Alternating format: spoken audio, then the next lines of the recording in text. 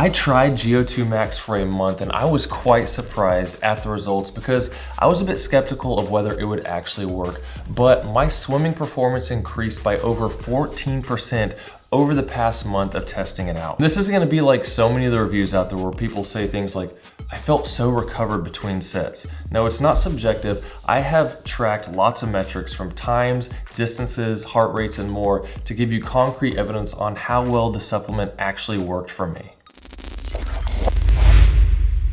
I've been swimming for a couple years now, and I've slowly worked up to the point where I can swim for an hour freestyle without stopping, and I do this twice a week for my cardio. And I've had a goal to work up to being able to swim 2 miles or about 3,500 yards in an hour, but I got stuck around 3,050 yards or 122 laps in the 25-yard pool at my YMCA as my max distance in an hour. After hearing Greg Doucette talk so much about how GO2 Max is his #1 recommended supplement for increasing your cardio output, I decided to give it a try to see if it would help me reach that 2-mile swimming goal. So as I tell you about my experience with GO2 Max, let me know down in the comments if you've tried it and what your results were. And for full transparency, I am affiliated with Harder Than Last Time Supplements, which is Greg's supplement line, but I have not been paid to say any of this, and I bought my own bottles of GO2 Max for this experiment. However, if you do decide you want to buy this or any other supplements on the website, I have a discount code in the description which will get you 10% off your order of whatever you get from there, and it will help out the channel and is much appreciated. So in starting this experiment, I wanted to make sure that I kept as many variables as possible the same. So I ate the same breakfast of blueberry protein oatmeal, which tastes absolutely delicious, and I have a recipe video for it that I'll link below for you. I took the same 2 scoops of pre-workout, which was a mixture of 1 scoop with beta-alanine and 1 scoop without. And I swam in the morning in the 25-yard pool at my YMCA for an hour straight, starting between 6 and 8 a.m. depending on when the lap swimming for that day started. Although, one caveat to bring up here is that I was prepping for my first bodybuilding show, so I was getting about 1 to 1.5 pounds lighter each week, which could have contributed to my increase in distance because of less weight having to be pulled through the water. However, I was also constantly running on a calorie deficit, which would have made my energy levels lower, and so I figured that kind of balances out any benefit that being lighter would have made on my performance. All the metrics are provided from my Apple Watch, not sponsored, and I'm basing all my performance increases on my last 2 swims before I started supplementing with GO2 Max, which is designed to increase energy and endurance through the use of NMN to increase your rate of oxygen consumption. My distance in the last 2 swims before supplementation was 3,050 yards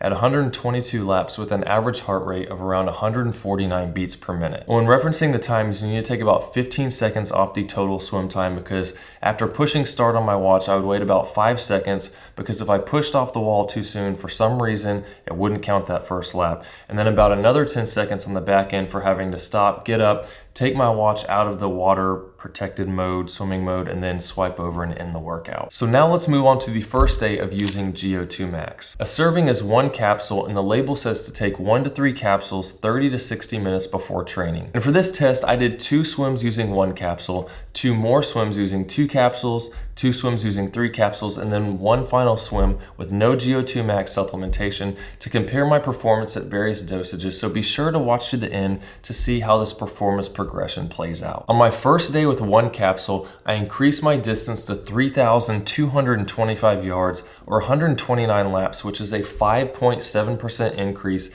in my distance swam over the baseline. Now, of course, there's the thought that this could have just been placebo and I was pushing myself harder thinking that this was going to make me do better, but this is where I like the metrics on the Apple Watch and tracking my heart rate, because we can see here that my heart rate was within 1 beat per minute of the entire swim, which tells us that I was pushing myself just as hard but able to go a lot further. Then I had to go out of town for work for 8 days and didn't have access to a pool, so I figured my performance would probably decrease some when I got back. But in my second swim with 1 capsule, I still made the same 129 laps, albeit my heart rate was a few beats per minute higher than the previous swim, and it did feel a bit more difficult. However, I was still able to do way better than my baseline swim, even without having trained for over a week. And moving on to my first swim with 2 capsules, I was able to increase by 2 more laps to get 131 laps or 3,275 yards, with my average heart rate at 151 beats per minute. That makes for a 1.5% increase over my performance using 1 capsule and a 7.4% increase over my baseline metrics. And when it comes to the heart rate change, it's also interesting to see that in my previous swim with one capsule, I spent nearly half the time swimming in zone 4 for my heart rate compared to the majority of my swim with 2 capsules in zone 3. And then made an even more dramatic increase in my performance on my second swim with 2 capsules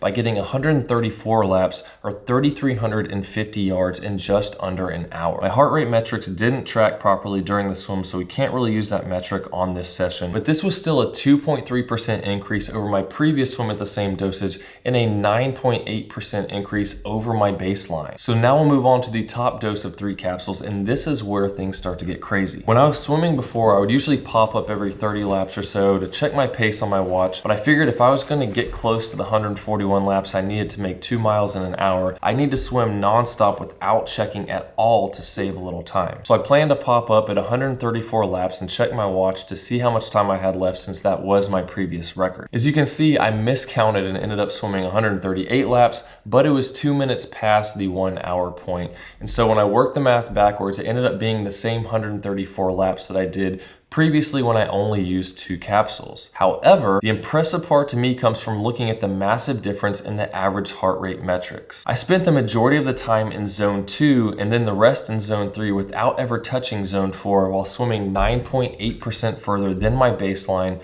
that was a mixture of zone 3 and 4. I then did one final swim at 3 capsules, which was only half as long because it ended up being on the last day of my peak week carb depletion diet, and I was trying to give my body a bit of a rest, although I still pushed myself in the pool. I wanted to try to make 1 mile in 30 minutes, so then I know the pace I need to keep in order to shoot for that 2 miles in an hour for the future. But once again, I miscounted my laps and ended up swimming a couple extra, but when I did the math backwards, I ended up hitting the mile point at about 30 minutes and 30 seconds, so I didn't quite make it, but check out the average heart rate metrics of 141 beats per minute. It didn't track my heart rate the entire time, but it did capture the last 40% of the swim, which is when my heart rate is the most elevated anyway, so I think it's pretty reliable in this case. And when working the math backwards for my 30-minute distance on my baseline swims, you end up with 9 fewer laps than this final swim, which comes to a distance improvement of 14.8% at an average heart rate that is 8 beats per minute or 5.4% lower than my baseline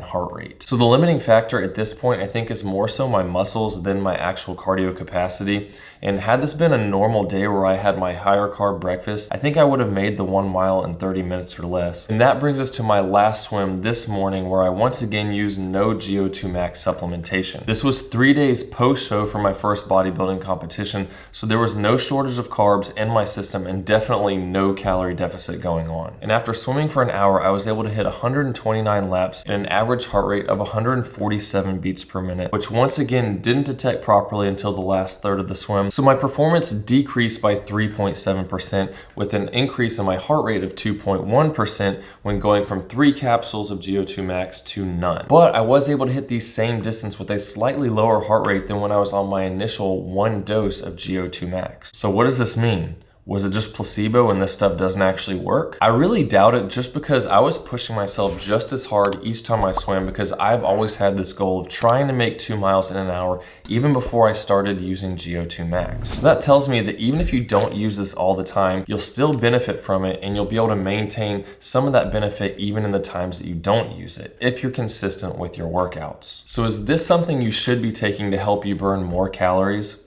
Well, if I can swim for an hour and burn 800 calories, and then taking that allows me to push myself 10% further, now I'm burning 880 calories, which is quite significant. But you have to be pushing yourself. I wouldn't buy this if you don't like cardio and you're just doing it to try to make the cardio sessions that you feel like you have to do even easier. Find a form of cardio that you enjoy and push yourself to be better. Because I don't look at cardio as something I need to do to lose weight or keep it off. I could easily eat more lower calorie foods and still feel full while maintaining my weight. But I want to keep my heart as healthy as possible, which is why I do cardio year round and push myself when doing it. So then when it does come time for me to do something like the bodybuilding show I did last week, I know I can burn a ton of calories in the pool without it being that difficult, compared to having to start from nothing and spend way more of my time to burn the same amount of calories. And the last thing to note here is that there are anti-aging benefits from supplementing with NMN, which is GO2 Max. If you aren't aware, NMN has been banned from being sold on Amazon by the FDA. Now, In the past, this may have made me a little hesitant to buy it, but after the last couple of years, FDA approval means absolutely nothing to me anymore. I have learned to just do my own research and come to logical conclusions based on actual evidence. That said, you can purchase GO2 Max at Harder Than Last Time supplements. I have linked in the description with discount code that'll get you 10% off of that or anything else you want. My favorite supplements that I use from there are the creatine, pre-workouts, protein powders, and the Seco Plus bars. But there are a whole lot of other things there you can check out, and if there's something you like, 10% off using that code. But if this video is helpful, please help me out by hitting that like button. Subscribe if you're new to see more videos about the things I eat, how I train to optimize my fitness journey in building more muscle. And if you do have any questions about anything I talked about in this video, post them down in the comments and I'll try to help you out the best I can there with answering all of your questions. Good luck on your fitness journey, and I'll see you in the next one.